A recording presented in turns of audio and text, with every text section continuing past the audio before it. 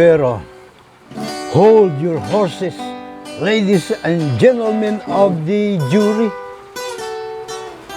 Meron pa, hindi pa po sila tapos sa kanilang anlikaswapangan.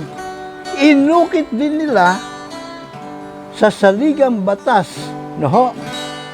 Inukit din nila sa saligang batas. Ito pong Article 13, Social Justice and Human Rights, Agrarian and Natural Resources Reform.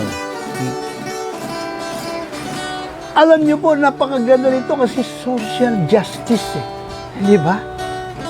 Ito'y katarungang panglipunan. At malinaw po rito sa layunin ng artikulo na ito kung paano dapat paunlarin ang buhay ng bawat Pilipino. Abay, akalain may isiningit sila sa Section 8. Pag-aralan niyo po itong Article 13. Sa Section 8, meron po sila isiningit At ang sabi rito, basa. The state shall provide incentives to landowners to invest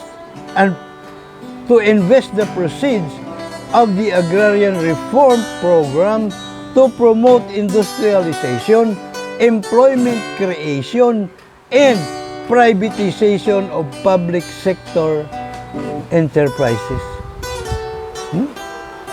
Ano isiningit nila? Yung salita, sorry.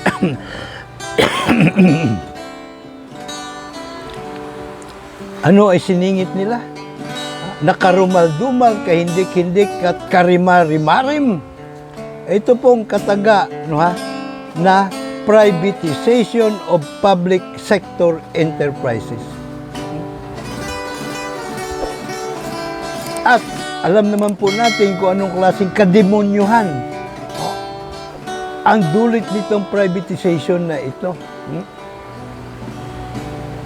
Isa-isahin po natin ang mga kaungasang ginawa nila o tahasang pagnanakaw, harap-harapan, tanghaling tapat. Tayo po ay pinagnanakawan ng kulto kawatan. Isa-isahin po natin.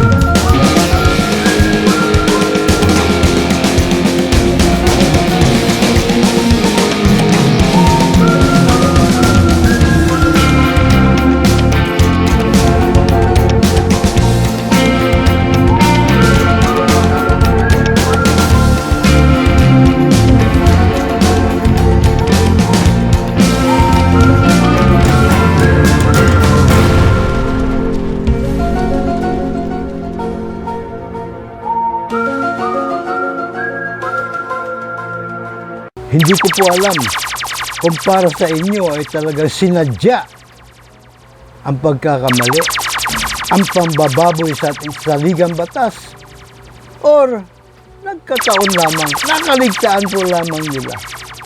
Pero para sa akin, talagang sinadya. At malinaw ang naging resulta.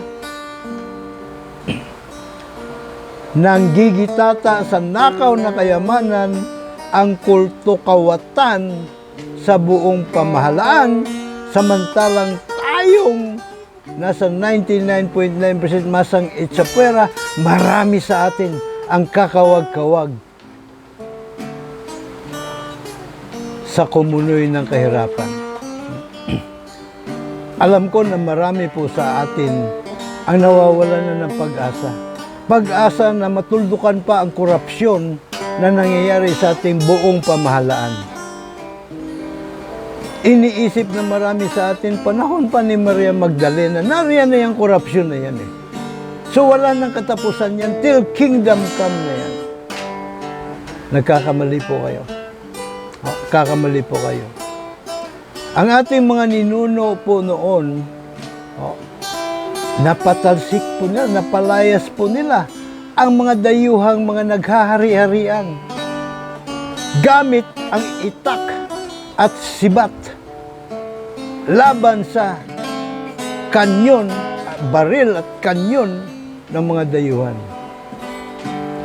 Sa panahon po natin ngayon, meron na ho tayong Bill of Rights eh.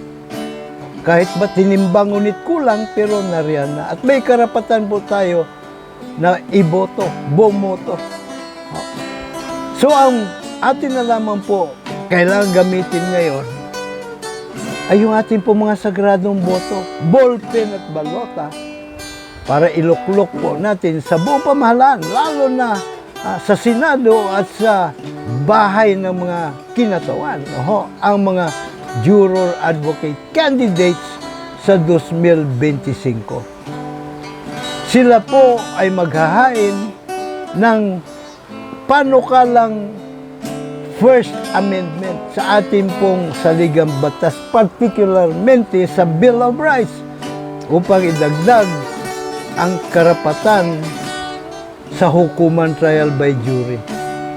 Sa madaling salita, ilalagay ang batas sa ating mga kamay bilang mga jurors sa hukuman trial by jury na binubuo ng grand jury at trial jury. Jury justice system. Yan naman po ang ating pong bukod tanging pag-asa.